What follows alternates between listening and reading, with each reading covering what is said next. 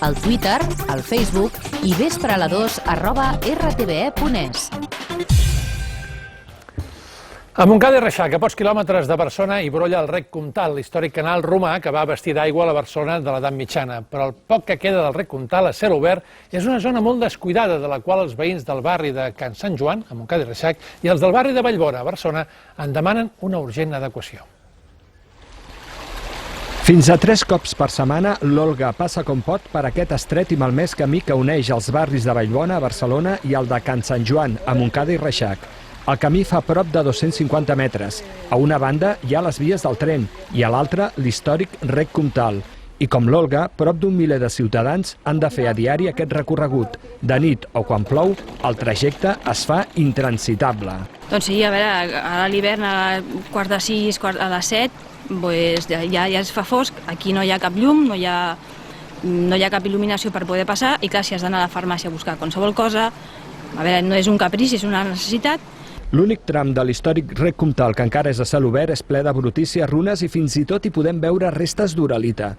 L'Associació de Veïns de Can Sant Joan de Montcada i Reixac en demana una adequació urgent. Tengamos en cuenta que este paso es fundamental porque hay vecinos que dependen de poder comprar, ir a la farmacia, ir a hacer cosas básicas para que puedan pasar al barrio. Entonces esto ya deja de ser un paseo de tranquilidad para ser un paseo obligatorio y de necesidad para la gente que vive aquí en Vallbona. Hemos de tener presente que durante más de 15 años ha sido un espacio abandonado, que no ha tenido ningún tipo de mantenimiento ni de limpieza en el que la mierda se acumulaba.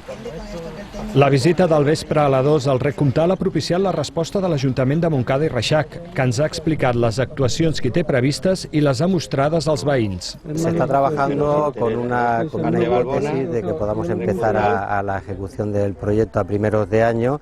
Este tiempo ahora resultante pues será para ponernos de acuerdo con las diferentes asociaciones de vecinos, tanto la de Vallbona como la de Montcada o la de Can Sant Joan, para poder llegar a un acuerdo, digamos, en los acabados finales.